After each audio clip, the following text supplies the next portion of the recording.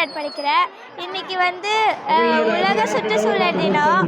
அதனால சொல்லிட்டு இதெல்லாம் அணிஞ்சிருக்கேன். நான் அவரைக்காய், வெண்டைக்காய் போட்டிருக்கேன், கத்திரிக்காய் போட்டிருக்கேன், கேரட் போட்டிருக்கேன், முள்ளங்கி போட்டிருக்கேன், பாவக்காய் போட்டிருக்கேன். வீட்டுக்கு ஒரு மரம் வளர்ப்போம், தூய்மையான காற்றை சுவாசிப்போம். நன்றி, வணக்கம்.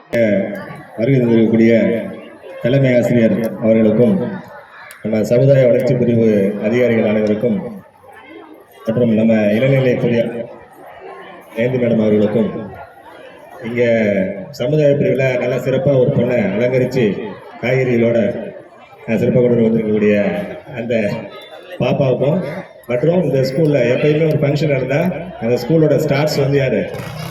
நம்ம மாணவ மாணவிகள் தான். ஸோ இந்த ப்ரோக்ராமோட ஸ்டார்ஸ் எல்லாருக்கும் இனிய மதிய வணக்கம். உங்களுக்கு உலக சுற்றுச்சூழல் தினம் என்னைக்குன்னு தெரியும் இல்லையா? ஜூன் 5. ஜூன் 5 நம்ம எலெக்ஷன் கோட் ஆஃப் கான்டக்ட்லாம் இருந்ததுனால நம்ம ஒரு ஃபங்க்ஷனாக நடத்தி ஒரு பரிசளிப்பு விழா அந்த மாதிரிலாம் நடத்த முடியாத சூழ்நிலைனால கொஞ்சம் தள்ளி வச்சு நம்ம இன்னைக்கு அதை நடத்தலாம் அப்படின்னு முடிவு பண்ணி இன்னைக்கு பண்ணிட்டு இருக்கோம். முதல்ல உங்கள் எல்லாருக்கும் நம்ம அரசு அதிகாரிகள் சார்பாக அவங்க எல்லாரும் கலந்துக்கிட்ட போட்டியில் கலந்துக்கிட்ட எல்லாருக்கும் முதல்ல நாங்கள் வாழ்த்துக்கள் சொல்லிடுறோம். ஸோ நீங்கள் ஃபர்ஸ்ட் ப்ரைஸ் எடுத்தாங்க, செகண்ட் ப்ரைஸ் எடுத்தாங்கன்னு கிடையாது, கலந்துக்கிட்டீங்க இல்லையா? அதுதான் முக்கியம். எண்ணங்கள் நல்லா இருந்தால் எல்லாமே நல்லா இருக்கும். சரியா? நம்ம எண்ணங்கள் எதை நோக்கி போகுதோ அந்த எண்ணங்களுக்கு தகுந்த மாதிரி தான் அதோட பிரதிபலிப்பு இருக்கும். நம்ம ஊரில் ஒரு சின்ன ஒரு குட்டி கதை சொல்கிறேன். ஊரில் ஒரு 4 ஃப்ரெண்ட்ஸ் இருக்காங்க. அந்த 4 ஃப்ரெண்ட்ஸும் நம்ம ஸ்ரீரங்கம் கோயில் இருக்கு இல்லையா, திருச்சி பக்கத்தில், அந்த கோயிலுக்கு பாத யாத்திரை போகலான்னு சொல்லி நடந்து போயிட்டு இருக்காங்க. போயிட்டு இருக்கும்போது அதில் அங்கே காவிரி ஆறு குறுக்க வரும். அந்த ஆற்றுல பார்த்தோன்னே நம்ம 4 பேருக்கு ஒரு எண்ணம் வருதுன்னா நம்ம ஜாலியாக குளிச்சுட்டு அதுக்கு பிறகு நம்ம கோயிலுக்கு போகலாம், தண்ணியை பார்த்தோன்னு ஒரு ஆசை வந்துடுது. அதை இறங்கி குளிக்கலாம் அப்படின்னு நினச்சிட்டு அதை இறங்குறாங்க. இறங்கி குளிச்சுட்டு இருக்கும்போது என்ன பண்ணுறாங்க, ஒரு 2 பேருக்கு அதில் நிறையா மீன்கள்லாம் வரதை பார்த்தோன்னா அந்த மீன் மேலே ஆசை வந்துடுது. அந்த மீன்கள்லாம் எவ்வளோ ருசியாக இருக்கும், அதை சமைச்சு சாப்பிட்டா நல்லா இருக்கும் அப்படின்னு அவங்க திங்கிங் அந்த மாதிரி போகுது. மீதி 2 பேர் அதெல்லாம் தப்பு, நம்ம இப்போ கோயிலுக்கு கொண்டு மாதிரி திங்க் பண்ணக்கூடாது அப்படின்னு சொல்லிட்டு அவங்க 2 பேரும் நாங்கள் கிளம்புறவங்க கூட என் மைண்டை மாற்றிடுவீங்கன்னு சொல்லிட்டு அவங்க எழுந்து நடக்க ஆரம்பிச்சிட்டாங்க. இவங்க 2 பேரும் என்ன பண்ணாங்க, குடிச்சவங்க இந்த மீன் மேலே இருக்க ஆசையில் எடுத்து சரி நம்ம ஃப்ரை பண்ணி சாப்பிட்டே போயிடுவோம் அப்படின்னு சொல்லிட்டு எடுத்து ஒன்றா ஃப்ரை பண்ண ஆரம்பிக்கிறாங்க. இவங்க நடந்து போனவங்க கோயில்கிட்ட போய் மூலக்கிட்ட லைனில் நின்றுட்டு இருக்காங்க. கோயிலுக்கு போன லைனில் நின்று சாமி கும்பிடுவோம் இல்லையா, அந்த லைனில் நின்றுட்டு இருக்காங்க. நின்றுட்டு இருக்கும்போது அவங்களுடைய திங்கிங்லாம் என்ன இருக்குது, இங்கே ஃபிஷ் ஃப்ரை பண்ணுறாங்க இல்லையா, அவங்க மேலே ஃபிஷ் அவங்க பிடிச்சிட்டாங்க, என்ன ஃப்ரை பண்ணியிருப்பாங்க, சாப்பிட்டு இருப்பாங்கல்ல அப்படின்னு இவங்க நினைக்கிறாங்க.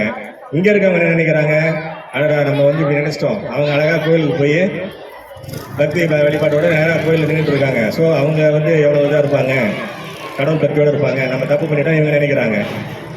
ஸோ இப்போ என்ன ஆகுதுன்னா, அவங்க பக்தியில் லைனில் நின்றுட்டு இருக்கவங்களுக்கு மீன் மேலே ஆசை வந்துடுது, இங்கே ஃபிஷ் பிடிச்சி சாப்பிட்றவங்களுக்கு பக்தி என்ன வந்துடுது. ஆனால் கடவுள் என்ன பண்ணுறாரு, இங்கே தவறதை உணர்ந்து திரும்பி நம்ம கோயிலுக்கு தான் போயிருக்கணும்னு வருத்தப்படுறாங்க இல்லையா, இவங்களுக்கு தான் அருள் கொடுக்குறாரு.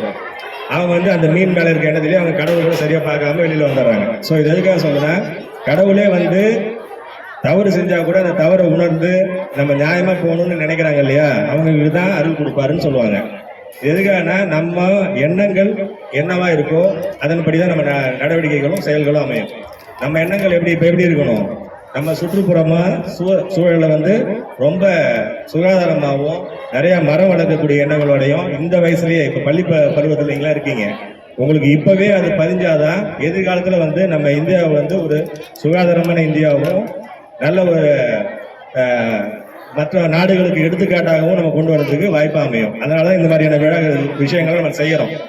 இன்றைக்கி நம்ம ஏறக்குறைய ஒரு 60 பிள்ளைகள் கலந்துக்கிட்டு இருக்கக்கூடிய இந்த ஃபங்க்ஷனில் நீங்கள் எல்லாரும் அடுத்தடுத்து உங்களுக்கு தெரிஞ்ச ஃப்ரெண்ட்ஸுக்கிட்டையும் உங்களுக்கு தெரிஞ்ச மற்ற குழந்தைகள்கிட்டையும் நீங்கள் சொல்லணும். இந்த மாதிரியான விஷயங்களை கொண்டு போய் சேர்த்தாதான் நம்ம அடுத்தடுத்து நம்ம தலைமுறைகள் இந்த சுகாதாரத்தை அடிப்படையாக வச்சு நம்ம நாட்டை முன்னேற்றத்துக்கு வாய்ப்பாக அமையும்.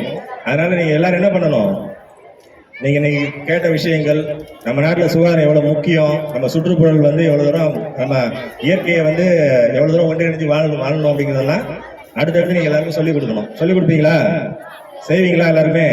ஸோ அதனால் நீங்கள் என்ன பண்ணணும், இன்னைக்கு வெறுமனே நம்ம ப்ரைஸ் வாங்கிட்டோம் எல்லாருக்கும் கிஃப்ட் கொடுத்துட்டான்னு இருக்கக்கூடாது. இதோடைய முக்கியத்துவத்தை எல்லாருக்கும் பரப்பணும், எல்லாருக்கும் தெரியப்படுத்தணும். சரிங்களா? எல்லாருமே வந்து நம்ம சார் சொன்ன மாதிரி சின்ன சின்ன குப்பைகள் போடுறவங்கள்ட்ட கூட அந்த குப்பைகள் அவங்க பாருங்க, அந்த குப்பை எடுக்கக்கூடியவங்க, அந்த இதில் நம்ம கார்பரேஷன் ஒர்க் பண்ணுறவங்களாம் வந்திருக்காங்க இல்லையா, அவங்களுக்குலாம் வந்து நம்ம ரொம்ப நன்றி கடன் பட்டிருக்கோம். அவங்க வந்து சாதாரண வேலைக்கு செய்யல, நம்ம நாட்டை சுத்தப்படுத்துறதே அவங்க தான்.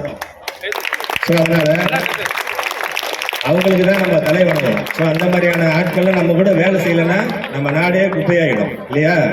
ஸோ அதனால் அவங்கள கௌரவிக்கிறதுக்காக இங்கே ஏற்பாடுகள் செஞ்சதுங்க எல்லாருக்கும் நான் நன்றிகளை தெரிவிச்சுக்கிறேன். அதே போல் நம்மளால் முடிஞ்ச அளவுக்கு நம்ம செய்யணும். இப்போ காலையிலேருந்து ஒவ்வொரு போட்டியாக நடத்தணும். இந்த போட்டியோடைய அர்த்தம் வந்து இதை வந்து அடுத்த லெவலுக்கு கொண்டு போகணும். பிள்ளைகளுக்கு வந்து ஒரு போட்டி கொடுத்து ஒரு பரிசு கொடுத்தாதான் அவங்க வந்து ஒரு இன்வால்மெண்ட்டாக செய்வாங்க அப்படின்றதுக்காக இந்த மாதிரி ஏற்பாடுகள் செய்கிறோம். இன்னும் நிறைய செய்வோம். அதே போல் நம்ம ஒரு தூய்மையான இந்தியாவை உருவாக்கணும்னு நம்ம சபதம் எடுத்துக்கணும். சரிங்களா? மாணவர்களாகிய நீங்கள்லாம் ஒன்றாக சேர்ந்தாதான் நம்ம நாட்டோடைய எதிர்காலமே இருக்கு. சரியா?